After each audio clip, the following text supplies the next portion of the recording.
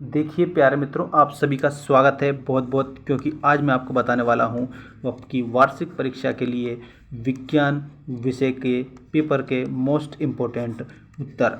ये प्रश्न आप शुरुआत से लेकर अंत तक याद करेंगे और बिल्कुल करेक्ट आपके वार्षिक परीक्षा के लिए होने वाले हैं। तो चलिए स्टार्ट करते हैं हम बिना देर किए। और ये इंस्ट्रक्शन आपको याद रखना है, एक भी जो प्रश्न है आपको ड्रॉप नहीं करना है। सभी के सभी जो क्वेश्चन है वो उसका आप आंसर करेंगे, ठीक है। तो चलिए स्टार्ट करते हैं हम पहले क्वेश्चन से। देखिएगा, सबसे पहला प्रश्न आपकी स्क्रीन के सामने है, तारे क्या हैं? तो उत्तर में आपको बताना है, तारे ऐसे खगोलीय पिंड हैं जो लगातार प्रकाश एवं ऊष्मा उत्सर्जित करते हैं।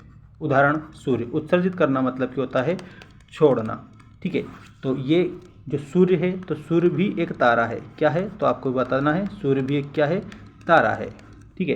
प्रकाश वर्ष किसे कहते हैं? तो जो एक साल में जो प्रकाश के द्वारा दूरी तय की जाती है ना, उसे प्रकाश वर्ष कहते हैं, ठीक। तो ऐसे लिखेंगे, प्रकाश वर्ष, एक वर्ष में चली गई दूरी को प्रकाश वर्ष कहते हैं। एक प्रकाश वर्ष बराबर 9.4608 इंटू 1012 किलोमीटर।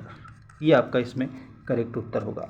इसके बाद में नेक्स्ट क्वेश्चन है आपका, खगोल शास्त्र किसे कहते हैं? तो जो खगोल शास्त्र, उसमें आपको याद रखना है, विज्ञान की वह शाखा जिसके अंतर्गत आकाशीय पिंडों का, आकाशीय पिंड का मतलब आकाश के पिंड, ठीक है, आकाश में जो स्थित है, अंतरिक्ष में जो स्थित पिंड होते हैं उन्हें आकाशीय पिंड कहा जाता है, ठीक है।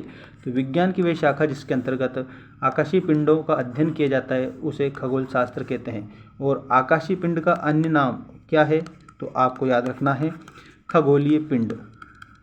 खगोलीय पिंड, इनको खगोलीय पिंड भी बोला जाता है, ठीक। तो ऐसे आप इसे याद रखेंगे। इसके बाद में खाली स्थान भरिएगा। सूर्य एक प्रकार का है, तो खाली स्थान में आपको यहाँ पर क्या लिखना है? तारा है। सूर्य क्या है? तो तारा है। और जो तारे होते हैं ना, ये जो तारे हैं इनमें अपना स्वयं का प्रकाश होता है, ठीक है। और जो ग्रह होते हैं, जिसे मान लीजिए हमारी पृथ्वी है, ठीक है, तो ग्रह में अपना प्रकाश नहीं होता है। ये जो सूरज का जो प्रकाश आता है इसी के प्रकाश से चमकता है, ठीक है। ऐसे आपको याद रखना है। हाँ, अब मैं आपको बता रहा हूँ, आपका अगला जो प्रश्न है वो अति महत्वपूर्ण होने वाला है। देखिएगा, सूर्य से प्रकाश को पृथ्वी तक पहुँचने में लगभग का समय लगता है। तो याद रखना, आपको 8 मिनट 20 सेकंड, 8 मिनट और 20 सेकंड लगता है सूरज के प्रकाश को। जैसे मान लीजिए ये सूर्य है आपका, ठीक है, ये सूर्य है, इसका प्रकाश यहाँ, ये पृथ्वी है हमारी, तो यहाँ पर पहुँचने में कितना समय लगता है? तो 8 मिनट 20 सेकंड लगता है, ठीक है। अगला इंपॉर्टेंट क्वेश्चन उत्तर सहित है आपकी स्क्रीन के सामने, तारामंडल किसे कहते हैं? तो आकाश में कुछ तारे समूह के रूप में, समूह का मतलब होता है ग्रुप, ठीक है, समूह का मतलब ग्रुप, समूह के रूप में एकत्रित होकर सुंदर आकृतियां बनाते हैं, जिन्हें तारामंडल कहते हैं। उदाहरण बृहस्पति, सप्तर्षि और उर्सा मेजर। उर्सा मेजर ये क्या है? ये तारामंडल है। इसके बाद में देखिएगा, नेक्स्ट क्वेश्चन आपका, सूर्य के बाद पृथ्वी के सबसे निकट स्थित तारे का नाम क्या है? मतलब कि एक तो सूरज है, उसके बाद में पृथ्वी के पास में सबसे ज़्यादा कौन निकट स्थित है? तो आपको बताना है, सूर्य के बाद पृथ्वी के सबसे निकट स्थित तारे का नाम अल्फा सेंटोरी है। क्या है? अल्फा सेंटोरी, जिसकी पृथ्वी से दूरी लगभग 4.3 प्रकाश वर्ष है, 4.3 प्रकाश वर्ष है। तो अल्फा सेंटोरी किसके बाद? सूर्य के बाद में सबसे निकट का तारा है। इसके बाद देखिएगा, इम्पोर्टेंट क्वेश्चन है आपका ये, ग्रह किसे कहते हैं? तो यहाँ पर आपको बताना है, जैसे खगोलीय पिंड जो सूर्य की परिक्रमा करते हैं वे स्वयं प्रकाश उत्सर्जित नहीं करते। मतलब कि जो सूरज है उसकी परिक्रमा करने वाले जो पिंड होते हैं उन्हें क्या बोला जाता है? ग्रह बोला जाता है। जैसे मान लीजिए पृथ्वी है, तो पृथ्वी सूर्य की परिक्रमा करती है, the earth moves around the sun. तो आपको याद रखना है, ये परिक्रमा करती है किसकी? तारे की। तो जो जो भी तारे की परिक्रमा करते हैं उन्हें ग्रह कहते हैं। तो सूरज भी एक तारा है, तो ग्रह ऐसे खगोलीय पिंड है जो सूर्य की परिक्रमा करते हैं और वे स्वयं प्रकाश उत्सर्जित नहीं करते हैं। जैसे मान लीजिए पृथ्वी है, तो इसका अपना प्रकाश नहीं है, ये सूर्य के प्रकाश से प्रकाशित होगी, ठीक है, बल्कि सूर्य के प्रकाश से ही प्रकाशित होते हैं। तो जितने भी ग्रह हैं ये सब किसके प्रकाश से प्रकाशित होते हैं? तो तारे के प्रकाश से। ऐसे आप बताएंगे उत्तर में। आपका अगला प्रश्न है, सूर्य और पृथ्वी के बीच स्थित 2 ग्रहों के नाम बताइए। जैसे मान लीजिए एक ये सूरज है हमारा, ठीक है, ये हमारा प्यारा सूरज है और ये हमारी प्यारी पृथ्वी मान लीजिए आप, ठीक है, क्या मान लीजिए इसको? पृथ्वी मान लीजिए। तो इसके बीच में, मतलब यहाँ पर ऐसे मान सकते हो, 2 ग्रह कौन से स्थित हैं?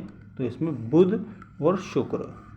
ठीक है, ये बुध है, ये शुक्र है, ये पृथ्वी है, फिर यहाँ पर ये मंगल है, ये बृहस्पति है, ये शनि है, ये अरुण है और ये वरुण है। इस प्रकार से पूरा सीक्वेंस चलता है। ठीक है, तो मैं वापस शुरुआत से ही आपको बता दूं, ये जो सूर्य है, 1 मिनट के लिए आप देखेंगे। ठीक है, ये बुध है, ये शुक्र है, ये पृथ्वी है, ये मंगल है, ये बृहस्पति है, ये शनि है, ये अरुण है और ये वरुण है। ऐसे ग्रह का सीक्वेंस चलता है। ठीक है, इसके बाद में हम देखेंगे हमारे अति महत्वपूर्ण प्रश्न। देखिएगा, पृथ्वी पर मौसम परिवर्तन क्यों होता है? तो पृथ्वी पर मौसम का परिवर्तन पृथ्वी की घूर्णन अक्ष में झुकाव तथा सूर्य के सापेक्ष पृथ्वी की स्थिति परिवर्तन के कारण होता है। मंगल ग्रह के 2 प्राकृतिक उपग्रह, ये देखिए सबसे इंपॉर्टेंट क्वेश्चन है आप लोगों का। ये जो मंगल ग्रह है उसके 2 प्राकृतिक उपग्रह कौन कौन से? तो एक तो फोबोस है और एक डिबोस है। ये मंगल ग्रह के 2 प्राकृतिक उपग्रह है। सौरमंडल में सबसे बड़े ग्रह का नाम क्या है? तो सौरमंडल में सबसे बड़े ग्रह का नाम बृहस्पति है। ये जो बृहस्पति है ना, ये सबसे बड़ा ग्रह है। ठीक है, और इसका द्रव्यमान भी सभी ग्रहों के सम्मिलित द्रव्यमान से भी ज़्यादा है। सारे ग्रहों को भी अगर इकट्ठा कर दिया जाए ना, तो भी इसका द्रव्यमान ज़्यादा है बृहस्पति का। तो सौरमंडल का ये सबसे बड़ा ग्रह माना जाता है। ठीक है, तो ये आप लोगों की वार्षिक परीक्षा के लिए अति महत्वपूर्ण प्रश्न मैंने बता दिए हैं साइंस सब्जेक्ट के। तो इसमें आप बिल्कुल अच्छे से अच्छे अंक प्राप्त करेंगे। मिलते हैं नेक्स्ट वीडियो में। Thank you.